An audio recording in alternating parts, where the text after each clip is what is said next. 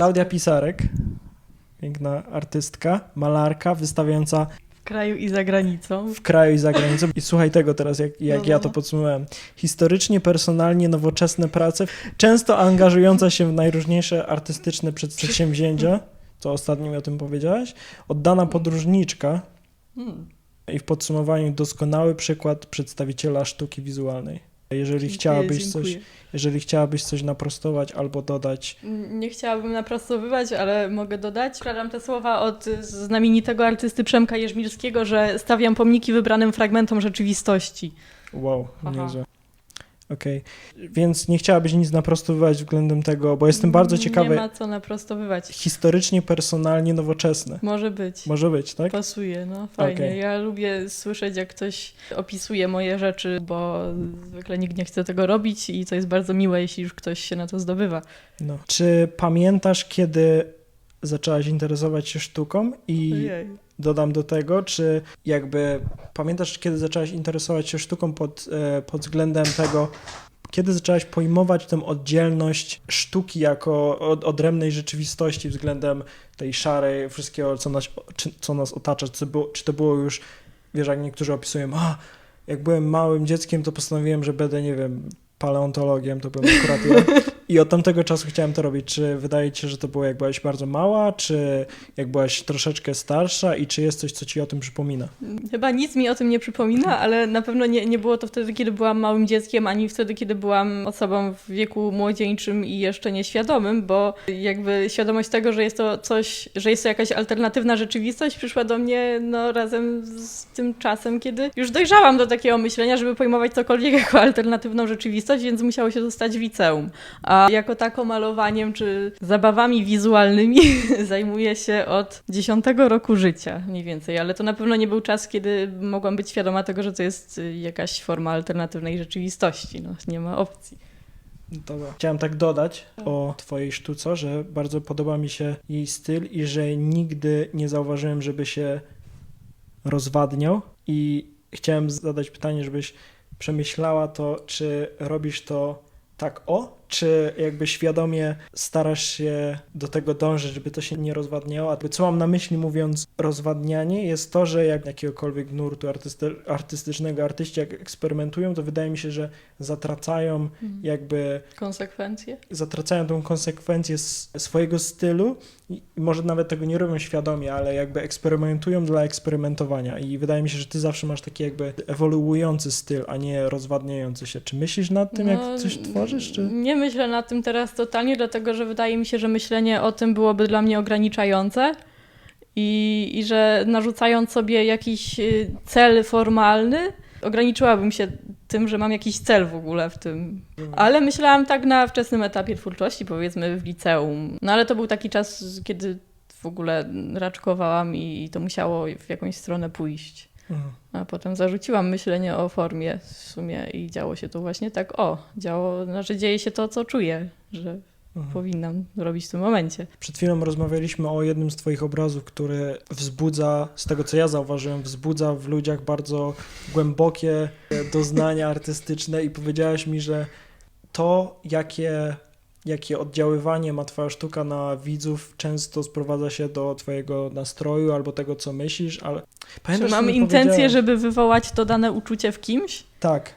No to właśnie chyba nie mam takich intencji, ale znaczy mam czy nie mam, też się nad tym nie rozwodzę, bo to się po prostu dzieje, a że jestem osobą lubującą się w nostalgii, no to często te obrazy są nostalgiczne i jakby też często nazywałam moje malarstwo w ogóle podróżami sentymentalnymi, więc to tak działa. Bardzo ładne podsumowanie. Ja miałem właśnie taki punkt do dodania. Wydaje mi się, że twoje eksperymentowanie dużo bardziej opiera się na tej płaszczyźnie doświadczalnej. Doświadczalnej. Tak, jest. A teraz wróciwszy do inspiracji, mogłabyś mi powiedzieć, jaki jest teraz twój główny baza wypadowa, inspiracyjna? Inspiracyjna baza wypadowa? Tak.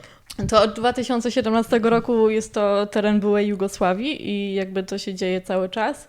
Ale przez to, że zaczęłam nad tym pracować też merytorycznie, no to wiadomo, że się tym zmęczyłam, bo jestem osobą, która jest praktykiem, a nie teoretykiem. I w ramach takiej kolejnej bazy wypadowej, alternatywnej i wypoczynkowej obrałam sobie Dolny Śląsk i powiat wałbrzyski. Przez to, że jestem Ślązaczką, górnoślązaczką, ale znajduję wiele takich podobieństw, no, to jest bardzo oczywiste między powiatem wałbrzyskim a powiedzmy powiatem mikołowskim, dlatego czuję się tam swojo po prostu. Nie mogę podpiąć powiatu wałbrzyskiego pod to, ale strasznie mnie pociągają utopie po prostu i dlatego zawędrowałam do Jugosławii w 2017 roku i to się rozwinęło w różne strony później. Bo jestem idealistką, dlatego zafascynowała mnie idea braterstwa i jedności. Myślisz, że sztuka jest odpowiednią formą na przekazywanie tej myśli braterskiej, tego, czego ty szukasz w tych inspiracjach? Bo na przykład dużo zdjęć oglądałem pomników. No to ja myślę, że to była bardzo dobra opcja, żeby głosić sobie tą ideę braterstwa i jedności, budując nową narrację w ten sposób i zrzeszając tam ludzi na różnych wiecach i tak dalej, ale jak to się ma do mojej sztuki, to nie wiem, czy... No ja nie przekazuję idei braterstwa i jedności, ale chyba sam fakt, że jestem artystką i że dalej w to brnę, świadczy o tym, że jestem idealistką i że wierzę w takie rzeczy i mam prawo w to wierzyć i to jest fajne. I jakby starasz się o tym, no oczywiście, że starasz się to przekazać w swoich obrazach. To za głupie pytanie. Ale no ja nie wiem, bo ja tak nie myślałam nigdy, czy ja chcę coś przekazać w ogóle w tych obrazach. No. Znaczy jakby może tak całokształt, mam takie wątki tematyczne i robię sobie te wystawy podsumowujące. Jasne, że chcę wtedy coś przekazać, ale nie mam czegoś takiego, że maluję obraz i teraz tym obrazem przekażę światu coś tam, jakąś ideę albo jakiś mój stan. No. Bardzo lubię te 2 drony. One są takie kompletnie przeciwne do tego wszystkiego. Choć nie są właśnie, one się łączą i to jakby... Rozmawiamy teraz o dronach. Ma to sens, które wiszą tu na ścianie obok, ale jakby i to się wydarzyło przypadkowo, podświadomie i tak dalej, ale przez to, że jestem neurotyczką, to boję się różnych rzeczy i pamiętam, jak czytałam książkę Nicolasa Mirzoefa i tam był rozdział o dronach amerykańskich i po prostu stwierdziłam, że Jezu, że boję się dronów i zaczęłam mieć wizję, że mnie jako niewinnego człowieka, który nie ma absolutnie niczego wspólnego z rządem, ktoś może zestrzelić takim dronem i boję się również tych dronów, które są dostępne w sklepach do kupienia, bo pamiętam, że jak byłam po coś w Rudzie Śląskiej Halembie i taki dron nagle wychynął zza filaru, to dostałam stanów lękowych przez niego i to jest jedna rzecz, że jakby jestem neurotyczką i to może być zauważalne w tych wszystkich obrazach, a dwa, a propos Jugosławii i w ogóle Bałkanów, post-Jugosławii i tak dalej, to ten dron, który właśnie został namalowany, jeden z nich, jako pierwszy był wykorzystywany w czasie wojen bałkańskich właśnie w latach 90., więc to się tak przypadkowo uzupełnia. Bardzo ciekawe nawiązanie. Zadam ci następne pytanie. Okay. Czy wydaje ci się, że różne formy sztuki mogą mieć podobny wpływ na człowieka? Różne formy sztuki podobny wpływ na człowieka? Otóż tak, mogą, bo ja też bardzo się inspiruję muzyką i potrafi ona mnie wprowadzić w bardzo podobny stan jak malarstwo, które sobie gdzieś tam oglądam. To pytanie może ci się wydać kompletnie błahe, banalne, albo może nie. Czy wydaje ci się, że jest jakaś forma sztuki, którą uważasz za niepotrzebną, albo taka, bez której świat byłby taki sam i mogłaby nie istnieć?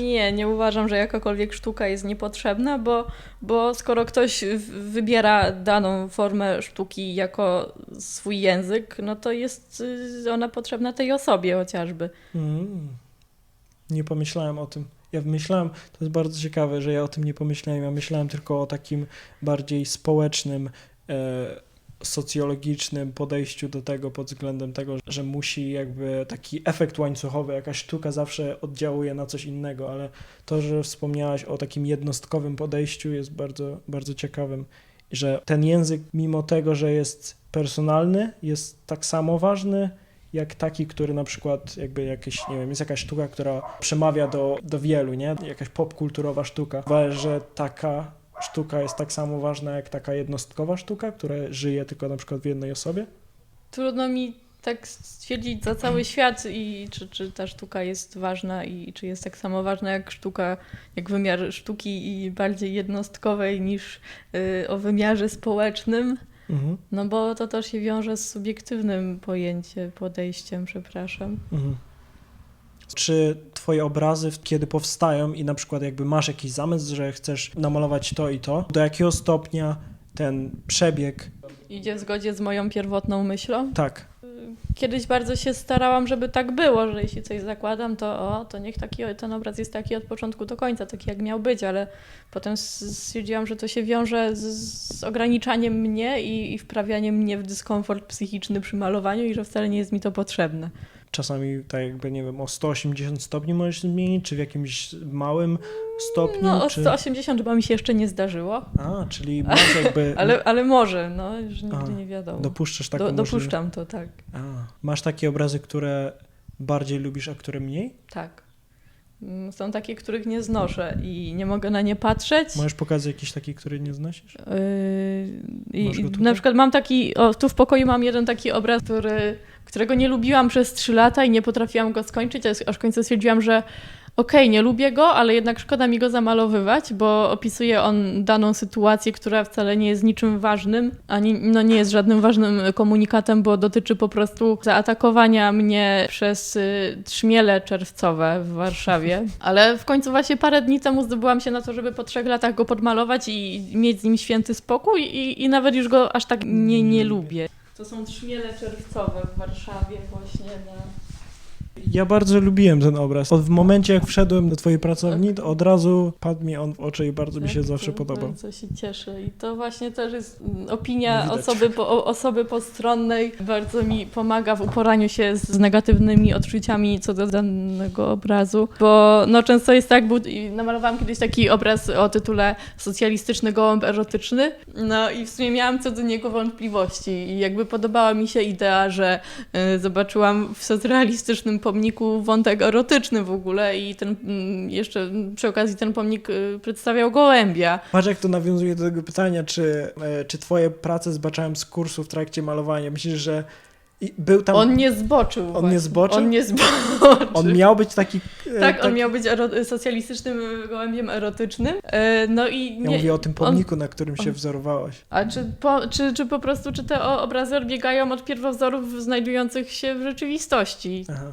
No to tak, to totalnie odbiegają, bo jakby nie lubię malować czegoś takim, jaki jest na rzeczywistości, bo też wydaje mi się, że te obiekty, które sobie wybieram, często są tak finezyjne, że po prostu kusi człowieka, żeby ufinezyjnił je jeszcze bardziej. Aha. No. Czyli starasz się dodawać czegoś do czegoś, co jest w rzeczywistości. Tak, zawsze, tak. A co chciałam o tym, że bardzo nie lubiłam tego socjalistycznego gołębia erotycznego, mimo że podobał mi się pomysł, ale wykonanie nie bardzo, ale kiedy właśnie wystawiłam go w Minusie w Katowicach, to w galerii -1 Art Space, to spotkał się on jednak z pozytywnym odbiorem i w tym momencie go polubiłam, bo stwierdziłam, że skoro podoba się on ludziom, którym ja ufam, to znaczy, że nie jest taki zły i w tym momencie bardzo jesteśmy sobie bliscy.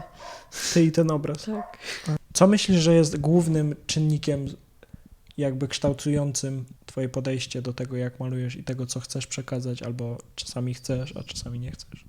Nie wiem, ja jestem i moje otoczenie, więc ja, ale też, to jest oczywiste, że w sumie głównie stany emocjonalne i wydaje mi się a propos betonu, że w pewnym momencie jakby w ogóle zrezygnowałam z malowania ludzi i zaczęłam malować architekturę przez to, żeby chyba schować się za tym betonem i żeby nie wyrażać tych emocji w taki bezpośredni sposób.